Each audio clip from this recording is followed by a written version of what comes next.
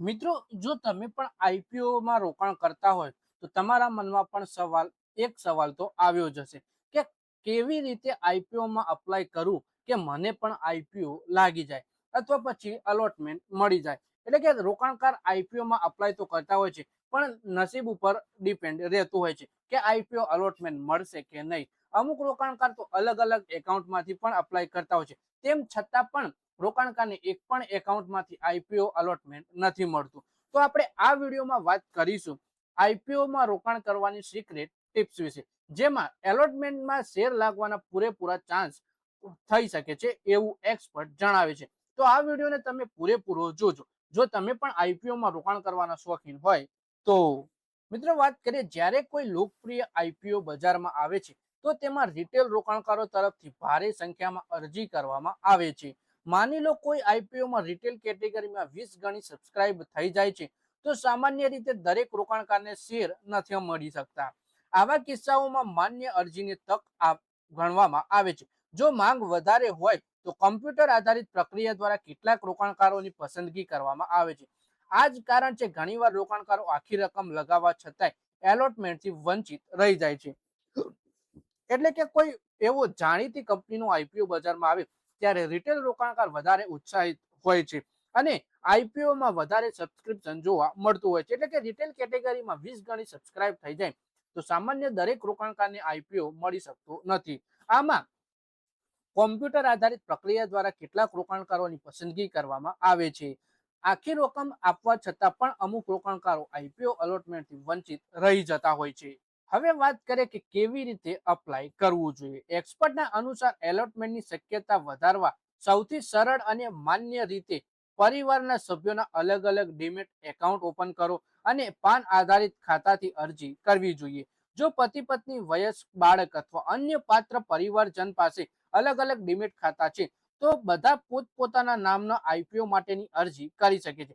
જો કે અરજી અલગ અલગ રોકાણકારના રૂપમાં માનવામાં આવે છે, એટલા માટે પરિવાર માટે એલોટમેન્ટની તક વધી જાય છે. જો કે એક જ વ્યક્તિ દ્વારા ઘણા ખાતાથી અરજી કરવી નિયમો વિરુદ્ધ માનવામાં આવે છે અને આવી અરજી રદ થઈ શકે છે. એટલે તમે અલગ અલગ એકાઉન્ટમાંથી અપ્લાય કરી શકો છો, પણ પોતાના જ અલગ અલગ એકાઉન્ટથી નહીં, એક પાનથી એક જ એપ્લિકેશન ભરી શકાય. એટલે તમારા પરિવારમાંથી તમારી પત્નીનું, તમારા પિતાનું અથવા પછી તમારી મમ્મીનું અલગ અલગ પાન કાર્ડ લઈ એ ડીમેટ એકાઉન્ટ ઓપન કરી અલગ અલગ એકાઉન્ટથી તમે અપ્લાય કરો તો આઈપીઓ અલોટમેન્ટના ચાન્સીસ વધી જતા હોય છે. પછી વાત કરીએ કે કયા નિયમોનું ખાસ ધ્યાન રાખવું જોઈએ આઈપીઓ અપ્લાય કરતી વખતે. આઈપીઓ અરજી કરતી વખતે પ્રત્યેક રોકાણકારનો અલગ પાન નંબર, બેંક ખાતું અને ડીમેટ ખાતું હોવું જરૂરી છે. જો એક જ વ્યક્તિ અલગ અલગ નામ અથવા ખાતાઓનો ઉપયોગ કરી એકથી વધારે અરજી કરે તો રજિસ્ટ્રાર આવી અરજીઓને તકનીકી આધાર પર કરી શકે છે. એટલા માટે રોકાણકારોએ હંમેશા નિયમોનું પાલન કરવું જોઈએ. સાથે જ અરજી કરતા પહેલા કંપનીના કારોબાર, નાણાકીય સ્થિતિ મૂલ્યાંકન વિશ્લેષણ કરવું જરૂરી છે.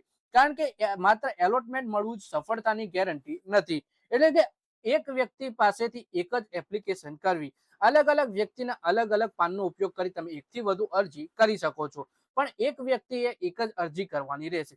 સાથે જ એલોટમેન્ટ મળવું એ ગેરંટી નથી સફળતાની, પણ કંપનીનો કારોબાર, નાણાકીય સ્થિતિ, કંપની આઈપીઓના નાણાંનું શું કરવા જઈ રહી છે એ બધી માહિતી ચેક કર્યા પછી જ આઈપીઓમાં અપ્લાય કરવું જોઈએ. માત્ર એલોટમેન્ટ નહીં, યોગ્ય આઈપીઓ પસંદ કરવો પણ જરૂરી હોય છે. એટલે કે ફક્ત એલોટમેન્ટ માટે જ આઈપીઓ ના ભરવો જોઈએ. આઈપીઓ યોગ્ય હોય તો જ ભરવો એ પસંદ કરવું પણ જરૂરી છે.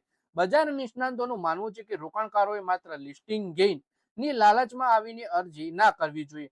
કોઈ પણ આઈપીઓમાં રોકાણ કરતા પહેલા કંપનીની કમાણી, ભવિષ્યની સંભાવનાઓ, ઉદ્યોગની સ્થિતિ, પ્રાઇસ બેન્ડનો અભ્યાસ કરવો જરૂરી છે. સારી ગુણવત્તાવાળા આઈપીઓમાં લાંબા સમય માટે રોકાણ કરવાથી પણ બહેતર વળતર મળી શકે છે. કુલ મળીને પરિવારના અલગ અલગ પાત્ર ડીમેટ ખાતાઓનો ઉપયોગ કરી એલોટમેન્ટની શક્યતા વધારી શકાય છે. પરંતુ રોકાણનો અંતિમ નિર્ણય હંમેશા કંપનીની ગુણવત્તા અને તમારા નાણાકીય લક્ષ્યને ધ્યાનમાં રાખીને જ લેવો જોઈએ. તો મિત્રો, આ વિડીયોમાં વાત કરી આપણે કે એવી કઈ રીત અપનાવીએ કે આઈપીઓમાં અલોટમેન્ટ 100% મળી શકે. જેમ કે તમે પરિવારના અલગ અલગ સભ્યના ડીમેટ એકાઉન્ટમાંથી અપ્લાય કરી શકો છો. પછી તમે બેંક થ્રુ ડાયરેક્ટ એપ્લિકેશન પણ કરી શકો છો. એમાં તમને આઈપીઓ લાગવાના ચાન્સીસ વધી જતા હોય છે.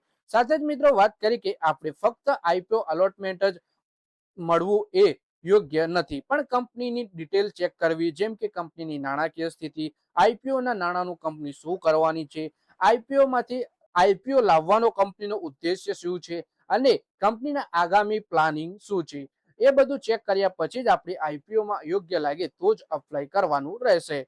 તો મિત્રો આ વિડીયોમાં બસ આટલું જ. હવે મળીએ આવનારા વિડીયોમાં. ત્યાં સુધી વિડીયોમાં લાઈક કરો, કોમેન્ટ કરો અને વિડીયો પોતાના મિત્રો સાથે ફેસબુક, ઇન્સ્ટાગ્રામ, વોટ્સએપ બધી જગ્યાએ શેર કરો. શેર બજારની આવી જ માહિતી ગુજરાતીમાં જોવા માટે તમે ચેનલને સબસ્ક્રાઇબ કરી ઘંટડી દબાવી દેજો. આપણા ફેસબુક પેજને પણ ફોલો કરજો અને આપણા યુટ્યુબ વિડીયોને હાઈપ કરવાનું પણ કરી લેજો.